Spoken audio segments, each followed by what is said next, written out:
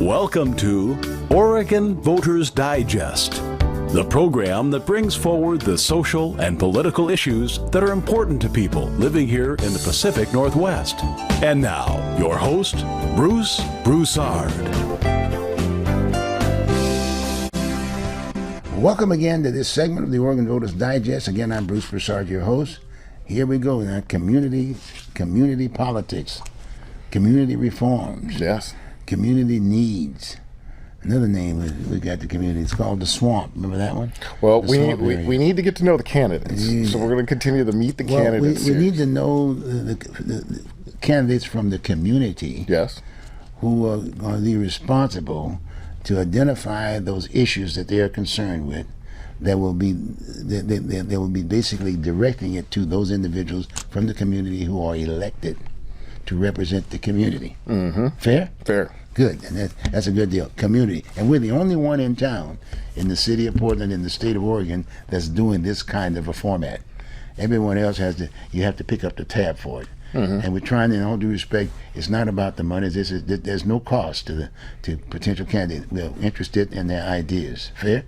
And we do need to ask our viewers for engagement. If they've got a question that they'd like for candidates to answer, please write into the show, and we'll get that question answered from you. You know, if you include your name, what district you live in your question, we'll get that. We're going to continue this Meet the Candidate series until we get through all the candidates, and so we'll have ample opportunity to ask that question for them. And you said, I might add too, folks, that I've been around for a few years, but John really is going to be around for a few years because if all of a sudden, if we're lacking to get the kind of leadership that we need for those races that we're concerned with here in the Portland area, he's got to run for all those slots. Oh, please. I can only do one thing at a time. The show's got me busy enough. Well, that's only now, John. Right. Okay, you're doing a good job right now, but I'm warning you now. The community is looking for leaders. And in all due respect, you happen to be one of those guys. I happen to be one of those guys, too, to a certain degree. But you're the one. You're the young. People are pushing that young stuff. You know what I mean? That's true. Everyone's saying people are too old. Mm-hmm. But you know what? Now I feel happy because now we're going to get an old president in office, right? This is true. Yeah. So for you young folks, now you understand. That's the whole idea, right? You are the right, I'm the left. Anyway, folks, but on a serious note, in all due respect, these are some very serious times, and if there are folks out there who are wanting to run, who has an idea, who have an issue of concern that we are in need of solving within our community here in the Portland metro area, please give us a call, give John a call. Throw that number out there, John, real quick, 503-595-2001. And he basically will set it up for you to come up here and share your thoughts. Yes. And he will definitely get down to the bottom line. They can even take a video clip of their question. There you go. We would be able to play that. You do that too? Yeah, I think Bo said that he's going to be able to start doing some editing for us. That's a good deal. And I think, the other thing I was going to share with you, and that's under our new form of government, especially for the city council, it's just a new thing, and we're going to have 12 city commissioners. Mm-hmm. So for those of folks who might be lacking and they have a good idea, but maybe a little shy and this, that, and the other, but if you just hone in on that good idea aspect of it and deal with that, you got 2 other commissioners there that's going to be sitting in the same seat with you. Yep. See, so you got a little help. And you can build a base around that issue. You by yourself, because otherwise, you get in there, trust me, they're going to try to get you off the issue. Yeah. Fair? Yeah. But anyway, this is community television, folks. That's what it's all about. Okay. The other big thing going on in the media right now, local, and I'm glad that our next speaker is going to be able to talk about this a little bit. But there's an ambulance crisis in Multnomah County. Have you heard about this at all? I sure have. I mean, I can't understand why is it only one person going to be in the truck, as opposed to, and then the other opposition is saying we want 2 people in the truck. Right, and I haven't heard this directly from the chair, but I've heard the rationale is that having 2 paramedics in the truck increases the chance of success for somebody in cardiac arrest. Yeah, as opposed to one person. Right. I mean, it just doesn't make any sense just to have one. What happens if there's a wreck? But what I've heard is that those cardiac arrest calls are only 1% of the calls. And on the other side, people are saying that most jurisdictions do the one paramedic and one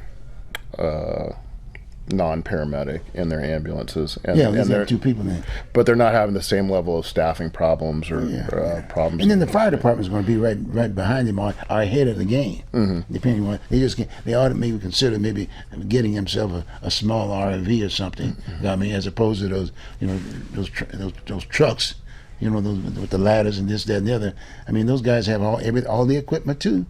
But I know there's a lot of seniors that are concerned that when they call for an ambulance, it's not going to be there. Yeah, the fire department's there, not that. I've seen that many times. But I think that's an issue for the senior community, and Who? the senior citizen community. No, there's no such thing as seniors community.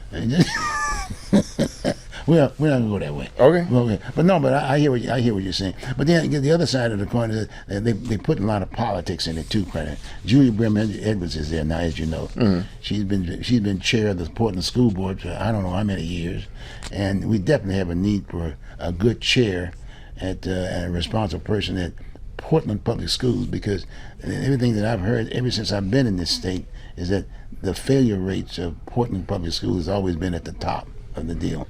And we've always been looking for leadership, and she's been there for a long time. She has been there for a long time. And so it kind of bothers me a little bit about the fact, hey, anybody has their own choices, but now she's wearing a hat of county, and you've got their processes, and now I notice that the commercial media are just focusing on her for answers. And no, we do have a chair, and you can run for that position, but we do have a chair. And whatever the process is, follow through the process. If you want to change that process, guess what? Go to the ballot box. You got the initiative or whatever. Run for office. I like it. Okay. So moving into the rumors, I wanted to, continuing from last week, I just wanted to go into the fundraising. Yes, a little that's bit. Interesting. There was an interesting article put out by Shane Kavanaugh from the Oregonian, saying that, I think this was last Friday, that Mingus had only raised like $3,000 since Renee has gotten into the race. I wonder why. Easy. And so, yeah, and then Renee Gonzalez leads the fundraising in the mayor's race with over $91,000 raised. Mingus Mapp started his campaign 5 months before Renee did. That's right. But Gonzalez has already raised twice as much money, and some people, I think he is being maybe about 50 or 60 donations away from qualifying for the $100,000 in small donor financing. But let's think about that. Let's break that down. Think about this. Okay. When Maps ran, when he basically filed city commissioner, okay, and to a certain degree he was still doing his job on the city council, and then all of a sudden then when Renee got involved in the race, he got in the race because of former Commissioner Joanne Hardesty, the defunding of the police and things of that nature. So the community was pretty well set from the standpoint that she was the problem. She's the one that created it, and that wasn't the fact. Media just handled that wrong. There were 3 votes, and we didn't go. But my point is that he ran on her. That's how he got there. That's how he got the contributions to date. But then I noticed that he got out of the start position of being. All of a sudden now he is the mayor. the way he's handling things, but he doesn't understand what he's done now. He's got a neon sign out there that says, "I'm the one that's going to be raising the taxes. I'm the one that's going to be putting you in jail. I'm the one that's going to do this, that, and the other." And as a result, the cars are getting burned up in the front of his house with his parents. I mean, he can't ride the bus like he wants to. I mean, he's paranoid, if you will. He's making statements about riding on the bus and somebody bumping into him, whatever. And then TriMet jumps up and gives him a video, and the guy's just sitting there, calm as a cucumber. I mean, Jesus Christ. So, and look, I like the idea of a person wanting to run for office and this, that, and the other. The guy's got a law degree, got me. He's got a communication degree, got me, so to speak. So he knows how to talk, he knows how to do that piece aspect of it. But the fact of the matter is that that the difference between he and Maps is that one had Joanne Hardesty and the other one didn't. And then, and it's, I mean, some people say that he subscribes to divisive fear mongering, like what, and that's kind of what, that's what that incident on TriMet represented. It's Joanne Hardesty. No one wants to talk about Joanne Hardesty. We still need to bring the issue back up because it wasn't her problem. Well, she was only there for. Yeah, but when you think about that group that was already out there as basically offsetting some of the problems with police. I mean, we had somebody walking in the communities, in the business community, right? They didn't have any uniforms on, but they were effective. And to me, that was a good, solid piece. And in fact, when Renee jumped up there, he's been trying to get rid of it ever since, and then trying to make it part of the fire department. And then all of a sudden, you make it part of the fire department, and they can put out no fires. Right. I mean, so you just go on and on and on with this situation, and I'm a little disappointed about the way it is. Renee, please, just continue doing work as a city councilman because you're still sitting in the seat. And I would say that the same thing to Maps and the other city commissioners, even Dan. I noticed Dan doesn't even show up at city council meetings anymore. I mean, he went to the commercial televisions, and they all brought him on, and he announced the fact that he was running, in all due respect. And the attitude of a lot of folks who were running the District 2 is that, oh, he's going to be unnatural. He's going to take one of those seats regardless of anybody. That means he doesn't have to campaign for it. That's ridiculous. The man didn't do his job. His job was, I supported him, the job was he was going to handle the homeless housing. And he didn't. And it's still a major problem. The problem. That's right. So you got a short time, Dan, and what you need to do now is that you're sitting in that seat, spend your time trying to solve the problem of where you're going to house homeless folks. Bang. Well, I'm actually get out of here. I am actually excited to talk to our next guest, who's going to be tackling those problems from the county perspective. Oh, I think we have Shannon Singleton. Oh yeah, in fact, I happened to just chat with her. It may have been some time ago, but the fact of the matter is, she's got a lane, boy. I tell you, I don't know whether or not she wants to resolve it at this point in time, but I'm suggesting that's what she did because I don't think anybody's going to be able to follow her. She's good people. Okay, good. I mean, she's got a great experience. I'm really excited to learn about her resume. She's a community person, and boy, I tell you, those are the kinds of folks we're in need. Yes. Okay. All right. Thanks, Bruce. Okay, I'll get her out of here. Okay, good. Let me get this thing. All right, I'll get my awards. Come on. This community television, we can do this. Hey, you take care. Oh, sure. Thank you. Get back there, dear. Absolutely. Hey, let's get. Here we go. We'll get a little deal real quick there. All right. There we go. Okay. Thank you. Take care. Good luck. Thank you. Welcome, you too. Shannon. Thank you. Thank you for coming. Thank you for having me. Yeah. Exciting. It is. So, I guess tell the viewers a little bit about yourself. Yeah. We do have a graphic, by the way, with, we should have yep, there you go. There we are. Running for District 2, and they'll flash your website also. Just Perfect. So, yeah. Wonderful. Thank you. Yeah. So I'm Shannon Singleton, running for Multnomah County District 2, and really looking at getting in there and making some changes that we know we need to really improve our community. I just feel so hopeful about what we can be, and I know that we have a path to get there. Tell us a little bit about your community experience. Are you from Portland? Where'd you grow up? Absolutely. So I grew up in Philadelphia. Okay. I've moved to Portland in 2007. Thanks. I've been living here working in homeless services primarily. When I first got here, I was a resident assistant at the first low barrier shelter. Okay. It was for women in this community, and it was up a flight of 3 stories of staircase. So pretty inaccessible, and worked with both the provider and the city to turn what was essentially a warehouse space. We had no housing placement dollars. We had no ability to connect women with employment, and it became a shelter that was moving hundreds of women back into housing. Oh, wow. Every year. Which, can you share which one it was? Absolutely. It was the Salvation Army Female Emergency Shelter, often called the Safe Shelter. Yeah. It still has continued in a different iteration, but I'm so proud proud of the work that we did when I was able to join that work and that program. From there, I actually was doing 2 jobs, new to Portland, part-time job there. My other job was being a caterer at Lewis and Clark. Oh, wow, cool. So I was working kind of all over and really just trying to make ends meet. Yeah. I was able to move up in the Safe Shelter program into case management and full-time, and so I was able to give up the catering work. Okay. I've also been with Cascadia Behavioral Healthcare. I am a social worker by training. I got my master's degree from Portland State. Nice. My mom got hers from there also. Wonderful. Yeah. It was a great program. Yeah. And I got to learn from some of the best clinicians I have ever had the opportunity to work with, and had the privilege to do my internship at Aval Gordley Center for Healing, which was one of the, and continues to be, one of the few places for folks that look like us to get culturally specific mental health services. So I just felt so fortunate to get to work with some of those folks and learn and train under them. And worked at Cascadia Behavioral Healthcare doing mental health street outreach. So I started the first mental health street outreach team.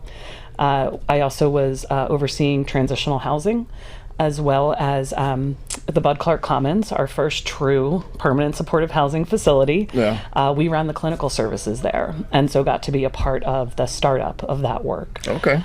So I've really been, I like to innovate and come up with new ideas, and so being a part of some of these cutting edge programs has been really impactful for me, and to see how it impacts our community has been really powerful. Yeah, that is really nice. And then, so Cascadia, they do behavioral health Right. response teams. And from what I'm learning a little bit about the issue is that is what some people have complained about related to Portland Street Response and Project Respond. Project Respond. Some members of the community feel like there's a bit of a redundancy in place between the model Respond. Project Respond and Portland Street Portland Response. Street Response. And the big thing that distinguishes them is the ability to have like involuntary holds, which Project Respond. Yep. has. Yep. You're not supposed to remember every single program name. There's a lot of them. That is one of the biggest differences. I would say the other is Project Respond also comes with law enforcement, which is always helpful to tell people. Some folks know that that's going to be a trigger for them. You don't want that to be a surprise for people.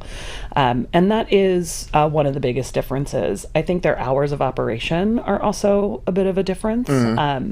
And Project Respond is, that's a long-term program in our community that has done some really good work.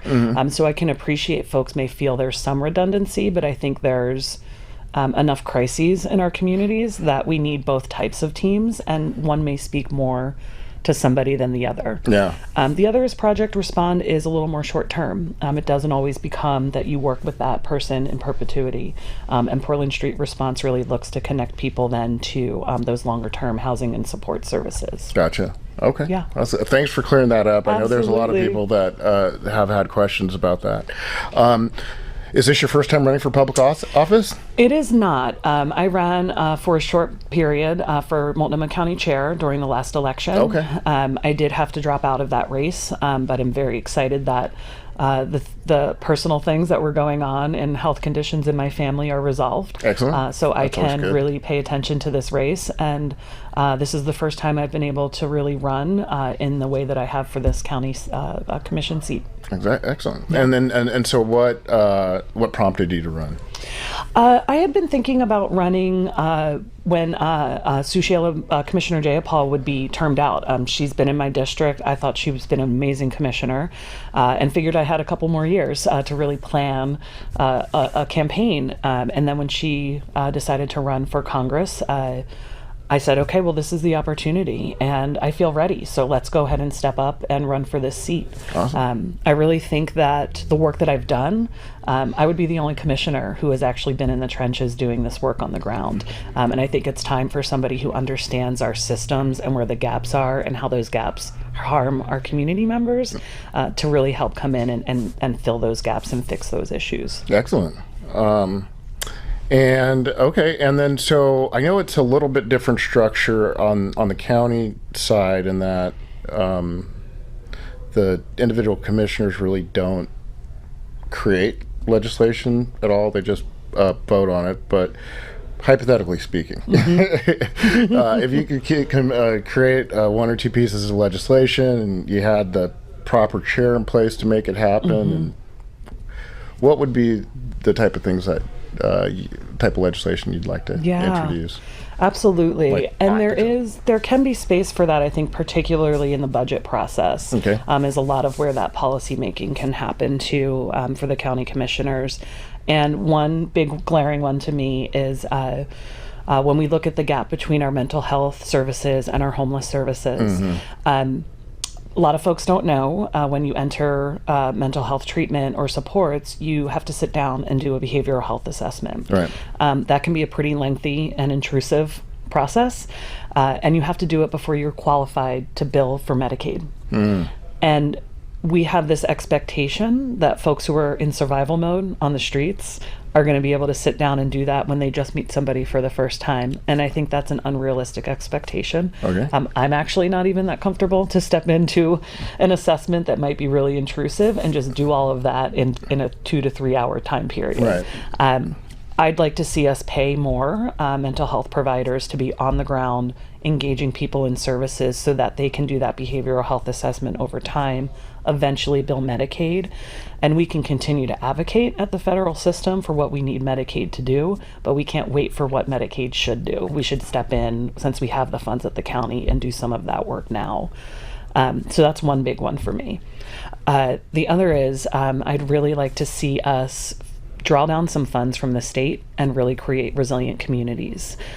We've seen so much of an increase with the ice storms, with heat domes, with folks not having the ability to weatherize their homes. How can we actually make our communities resilient and ensure that Black and brown people are also able aren't the first victims of climate change, right. Where we tend to be. So I think there's opportunity there with the county.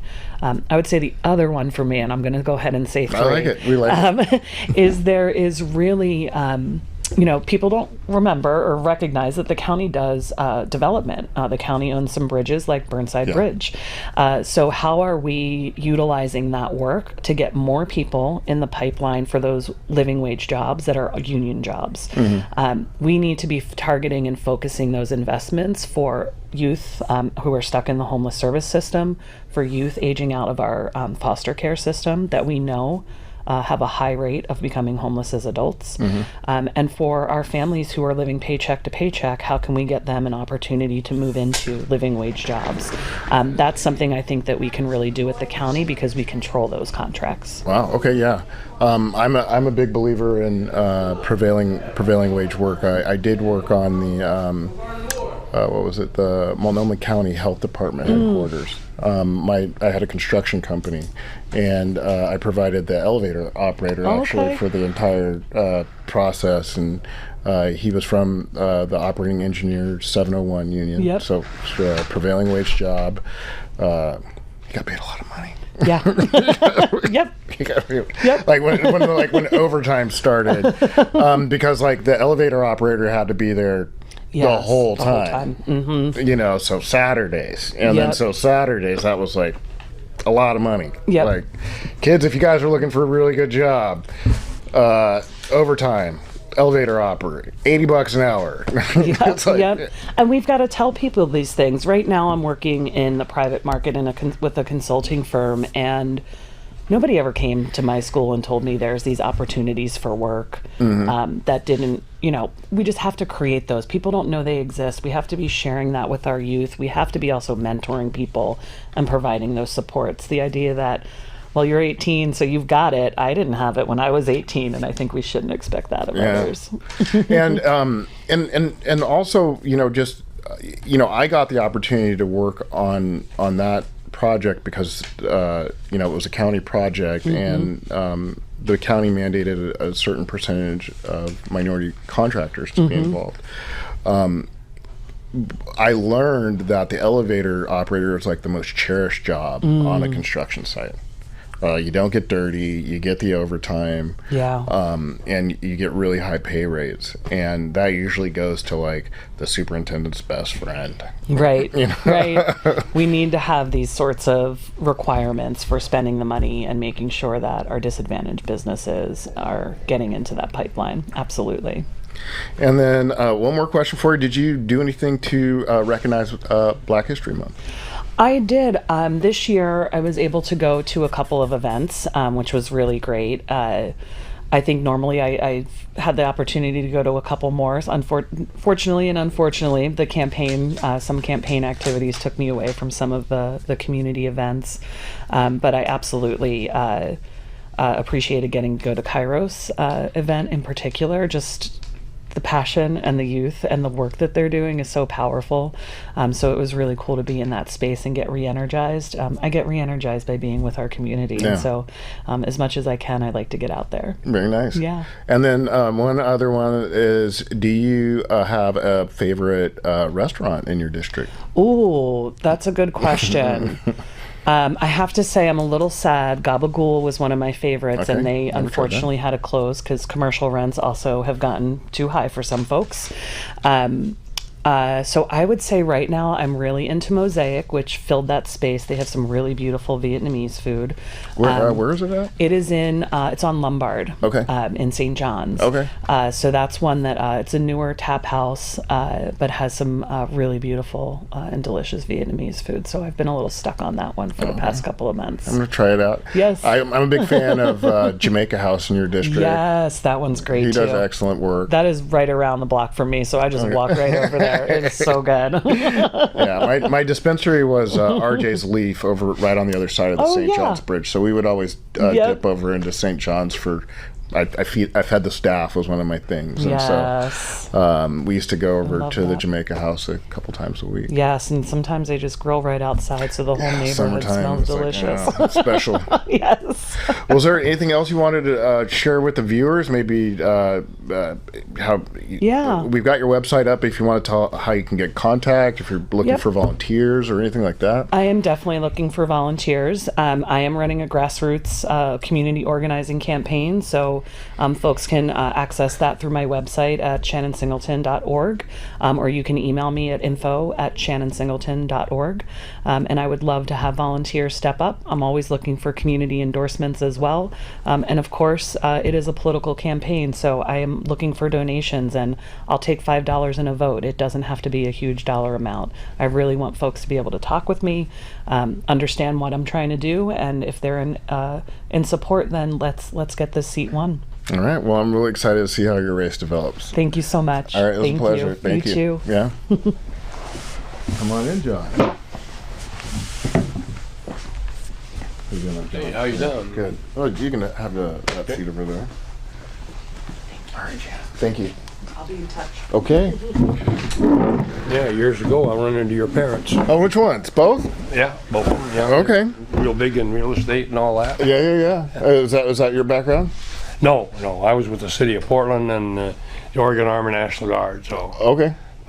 but they run for office and I run for office, and so they end up meeting them and talking with them, and I didn't talk to them too much, but different cycles. But it was always a nice meeting. So that was Sweet. good. Yeah, my dad ran for judge. That was the first campaign I was ever around. I can still remember his billboard on right down the street from here on MLK in Fremont, or Union in Fremont back in the day. Yeah. And then my mom ran for city council in 1984, and that was like that big race where there's about 20 people in the race. And Yeah, every everything. so often they have a dog fight, and this is dog fight season coming up. Oh boy! And so you've thrown your hat into the city council race for District 2, right? Right, it's District 3. District 3, yeah. excellent. So the filing time, and people making a lot of noise, spending lots of money.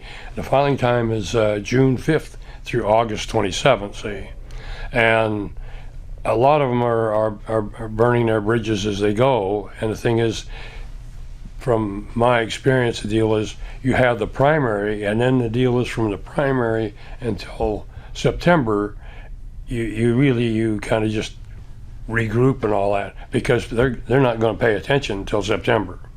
And in fact, a lot of people that are doing for the city council, they're really burning it up. Yeah. Really bad. So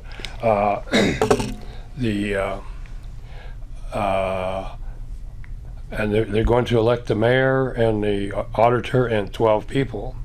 And one thing that really concerns me, and I'm not running for mayor, and the fact that the 3 city councilmen that are running for mayor did not push for a veto power. And this is real important, because you have 12 people on, well, you can have 7 people go wild and come out with something absolutely insane, and there's no defense. No defense. Right. And and I don't care if it's one of my pet projects, but the mayor would be able to say, I'm vetoing this for 1, 2, 3, 4, 5, and ladies and gentlemen, you need to talk to the councilors so they don't overturn this veto. And so they still have to have a chance, and I hope to talk to one of the city commissioners that's running to say, hey, you need to have this on that ballot so that they have that veto, because you got to have that checks and balance. That is actually interesting, because I think the first 2 ballot measures for the November ballot have been petitioned for, and those were petitioned by the police union. Yeah. And so that would be an interesting addition to the ballot measure portion of the ballot. Yeah, well, I hope it gets on there, because if they get too far one way or the other, this city could be unlivable, and it's kind of unlivable now in certain parts of it. Yeah, I'm a downtown resident, longtime downtown. I took over my dad's old office, and we've ceded so much of our space, our public space, to the drug and homelessness crisis that people that aren't part of those communities have trouble using that public space. But before we go down that policy road, tell us a little bit about your background. Well, I'm a native Oregonian, and born in Glenada, Oregon, across from Florence. It's you hear the small towns, you sneeze, you miss it. Well, there's an S turn through Glenada. You go south and sneeze, you go into a bank, and if you go north and sneeze, you go over a bank. Don't sneeze going through Glenada. Okay. And but I spent most of my life here in Portland, and my dad was in the Army, so I moved around a little bit, and I went to Kellogg School and Giles Lake School, and went to Benson Tech, and then I finished at Kubasaki High School on Okinawa. So I did 3 years at Benson, auto major, and I graduated from Grant. Yeah. But anyway, I was a security guard, and then I drove taxi cab, and then I got on with the city and as a laborer, and then I got promoted to equipment operator, and promoted to foreman, and then promoted to supervisor, and I pride myself more on my seasonals become permanent than my contemporaries. In fact, 4 of them actually become supervisors in other bureaus, and they said, John, we make more money than you do. And I said, well, that's good. Well, that's a good mentor. I mean, that's good mentoring. Yeah. Well, the deal is like in the military, I joined in the Guard at 56, and when I moved, I went to the Army Reserve, got out, and then had a break, and then I went back in, and I became an officer when I was 31, and retired as a captain when I was 45. And one of my prized jobs is actually promoting somebody, seeing somebody get ahead. And so I enjoyed that a lot. So this is the same kind of carried over to my civilian life of having people get ahead. This thing of being kept down is not good, and I've suffered some of that, and so I had a chance to get ahead and make life good for other people. And and I've been a Democratic precinct committeeman for a long time, and they used to have their meetings over at the Polish Hall on Interstate. And the trouble is with the COVID thing, they put so much of it on Zoom. So not only the Democratic meeting, but also the legislature. So they didn't have to deal with us pesky citizens. No. And that's why so much of the stuff that you see and pass, they don't have to deal with us. So they're in another world, and so that's. If you don't like something, that's why, because they didn't have to deal with us. Yeah, it's rare for me to see such a disconnect between what the government feels like they should be doing versus like what the people want them to do. I mean, it would seem like they're just two different planets on like just everything from police to homeless to the drug crisis. It seems like, in my opinion, that the administration, the city, does just the complete opposite of what people want them to do. But so that kind of segues us into a little bit about like why are you running for office? Well, one of the things is that when it comes time to say pass legislation and run things, I look at it as how would I want to live under that. So the deal is pass things that are going to generate the public, and the fact that I want to live on that thing is kind of like, that's why they say the members of Congress keep staying in office, because they're passing things that they wouldn't want to live under. And so I want to make things better, and that's been the thing about being with the parks. You go in and you make things good, and the people get to use it. And I'd gone around on weekends and evenings and seen people in the parks having a good time with it. As a result of my labor, and felt real good. That I was doing something that people could benefit, and that's why I wanted to do that. So, and you got to protect the Constitution and all the rights that come under the Constitution. Absolutely. So it's, in fact, it's like the call for gun control. The thing is, it's actually. The Chinese Communist Party was formulated in 1949, and that was their goal is to subdue the United States by 2049, in 25 years. And when you're going through life, there's education, training, and experience, and part of that is learning from the experience of others. And they look at the fact that Admiral Yamamoto of the Japanese Imperial Navy said an invasion of mainland America, there'll be a rifle behind every blade of grass, and that's the real thing behind gun control, because they want us defenseless. Yeah, I on my end, I think it's I think our Bill of Rights are amazing. They capture what human rights are, especially like as being American, and it all comes down to freedom of choice, freedom of information. Self-defense is a human right, and so for me, bodily autonomy is a human right. So when it's I don't feel uncomfortable imposing whatever my rules are on somebody's freedom. And so that's what to me COVID came down to, was like people are balancing safety versus freedom. And if you get people scared enough, they're willing to give up their freedom. Yeah. And so I think that's that, at least that's for something that I've seen. But I'm a big believer in the Bill of Rights. All the amendments, including quartering troops. Just kidding. Yeah. But you get my point. Is like the document was there to protect our human rights, and that's what made the Bill of Rights such a beautiful document. And it is very rare that in most assumptions in the United States, we don't assume people are going to be criminals. Like we assume that people are going to be good. And so when you create these laws, I don't want to go down the gun control. Well, it's a talk about the Second Amendment. Well-regulated militia. Well, look at the fact is, most of the people in the United States are law-abiding citizens. Right. In fact, the criminal element is divided in three. The biggest is the white-collar criminals, the 1%. And they're the ones that really take the money. In fact, there used to be a TV show called Racket Squad. And they talk all kinds of scams and all that. And you hear about scams all all the time. The next biggest is the property crimes, and they are about 0.6%. And the thing is, of course, once in a while they run into a property owner, either home or business, and then it becomes a person crime. But basically the deal is they want to steal your stuff. You know?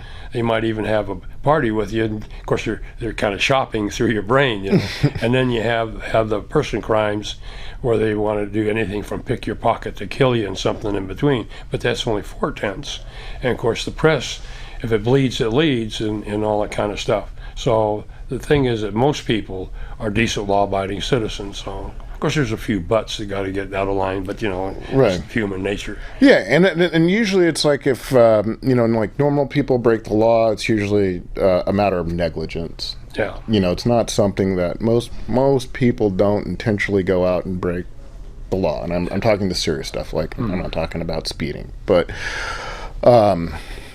yeah, and so a lot of, you know, especially with your, like with gun control conversations, that everybody imposes like this criminality mindset onto everybody, like the law-abiding people. And what a lot of people don't understand is that like criminals do crime all day. Yeah. Like that's their job. They wake up and That's their job or their lifestyle. Yeah. It's like they literally like they're planning out like crime. That's not normal. No.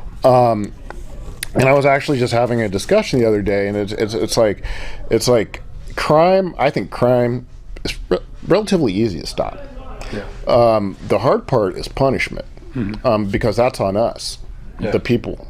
And we're asking, you know, a district attorney or some prosecutor to impose these punishments on people, and we can barely agree as like a group of people how somebody should be punished for a particular act. And actually what we're actually not punishing the act. Yes, the act gets them into the courthouse, but what we're punishing is the mental state. We're punishing if somebody did this intentionally, if somebody was reckless, or if they were negligent. Some cases we have strict liability crimes, but they're not facing jail time when we're talking like strict liability. Strict liability would be something like speeding, you know, where you don't care what the person's mental state is. It's just the act. I've promoted the thing of having a seniority force out, you know, because if you look at the death penalty, the beneficiary is the lawyers, because it takes them 20 years or 22 years, and the average is actually 18. Because there's about 10% that just, you're going to execute me, get it over with. There was a friend of mine who had a friend who worked for Multnomah County as a civilian employee, and they did that track. So if you turn around and you say, okay, it's going to be a seniority force out. You're going to go in, but you're going to get out sooner or later. And then I promoted expungement. So you get out, you go straight for 5 years. This goes away. Yeah. See, but a lot of them, what they have it now is they want perpetual punishment. You make a mistake and you're going to pay for it forever, and that's wrong. So you turn around and you have this case where they have a chance to get out and a chance to go straight and all that. And in fact, I was on the Multnomah Education Service District board, and they had a program called Law-Related Education. And the manager said it was effective, very effective. And they would study, you know, the courts and all this kind of stuff. And then they would go down to the courthouse and they would see these guys and gals in their orange jumpsuits and all the silver, and sometimes soiled themselves. And they're like, whoa, this is for real. Yeah. See, so it's, you know, it's kind of like, they talk about shooting at you. It doesn't mean much until somebody really shoots at you. So, but the thing is, it said how effective it was, and the fact that this is, and I've promoted the thing of in just about the 7th grade, as you teach civics. You know, hey kid, you might want to run this place someday. Financial management, the law-related education, and the fact that, say, when you turn 15, you get a learner's permit, and when you're 16, you get a driver's license. And I says, you know, maybe there's a disaster and you're not an engineer and you're not a doctor, but the deal is you could drive a car and pick up around to deliver people and supplies.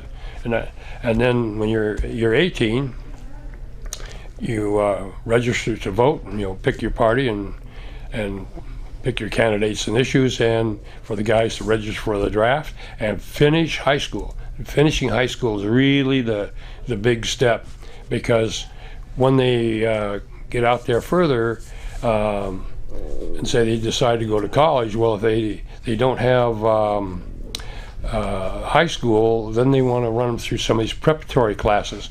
And say in your 30s, well, that costs you time and money. Yeah. Well, if you already have high school, you can start taking the classes. And in fact, the education system now has a way of milking people.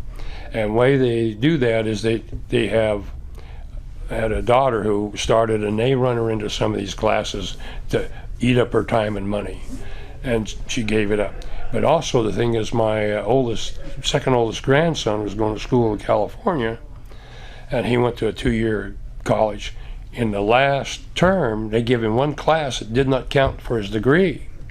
So he applied for his degree. No, I was sorry about this. Well, found out that was their habit.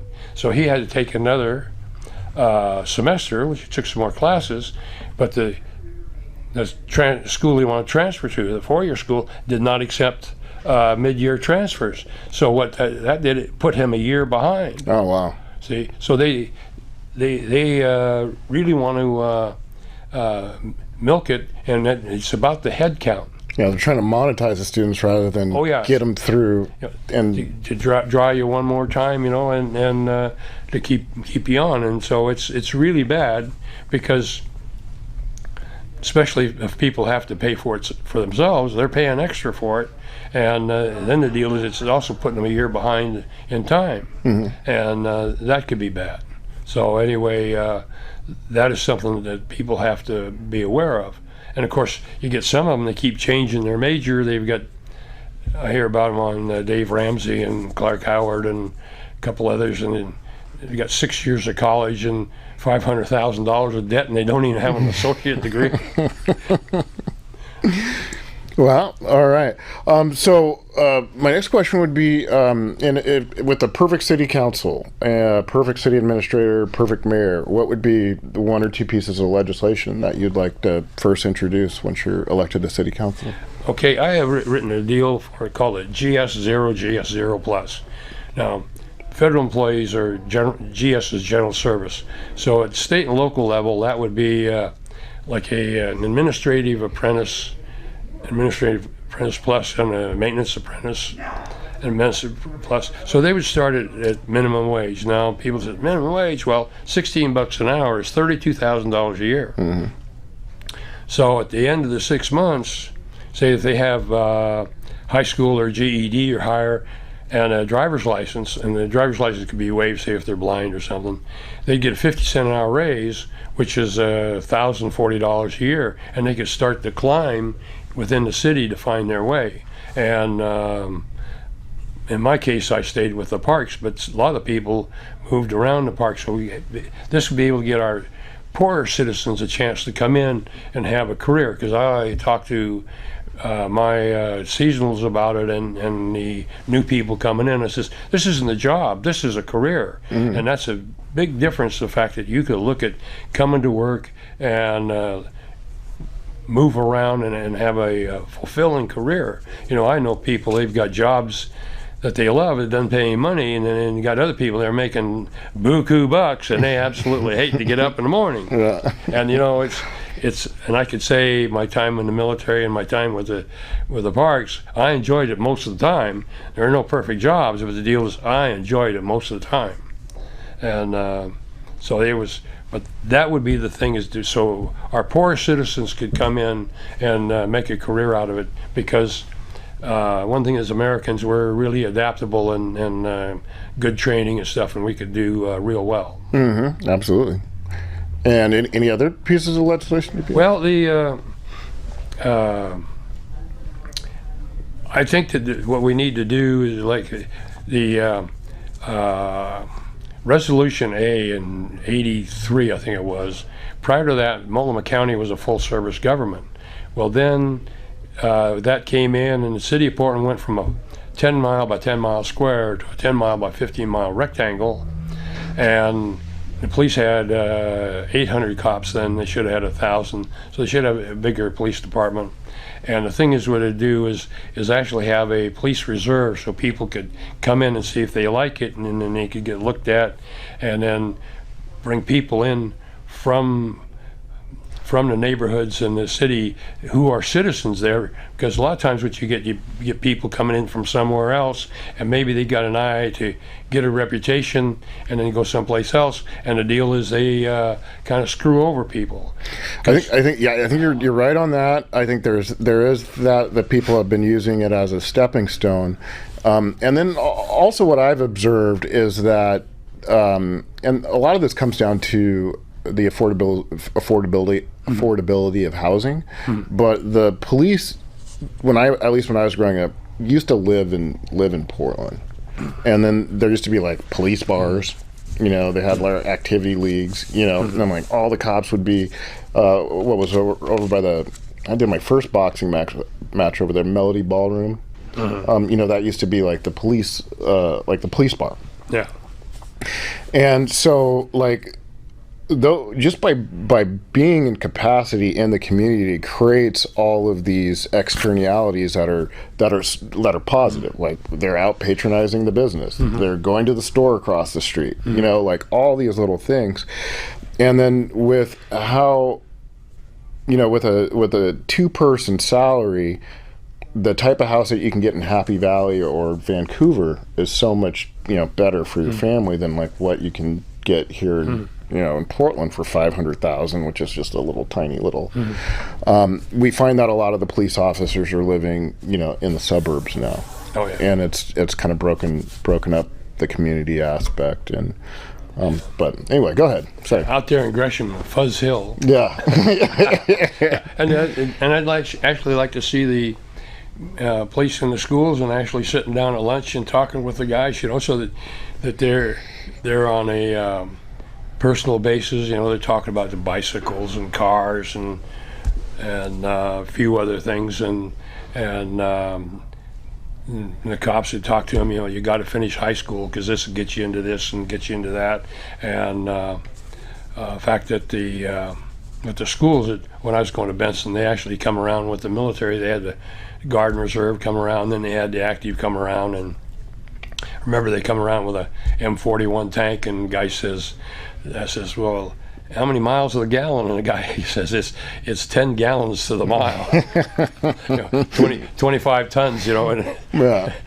with heavy equipment, yeah. But the thing is that they could, so the students could deal with adults and especially on a non-confronting basis. Yeah.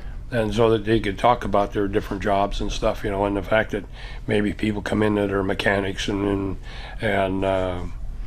different service, and the fact that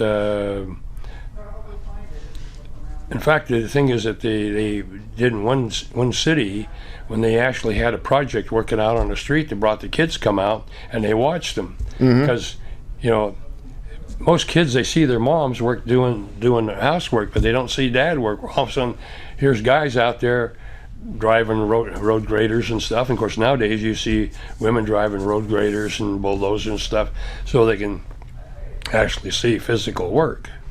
And it's amazing on how many people that get a college degree that suddenly find out, getting your hands dirty is not too damn bad. No. Pays better these days. And then my last question for Meet the Candidates is, did you do anything to recognize Black History Month last month? I watched a lot of programs, Okay. and I belong to American Legion, and I got a magazine, and it has Joe Louis on the front, and I give it to Bruce Broussard. I saw that, and I finally checked with him today if he was a member. No, I'm not a member. He says, I have a magazine for you. Okay. He's got a real good story about Joe Louis, and the fact that some of my dad's friends, because my dad was in the Army, when they were in the service, they actually got in the ring with Joe Louis, and had a couple of them showing pictures. He says, "This is my pride and joy about here in the ring with Joe Louis." He says.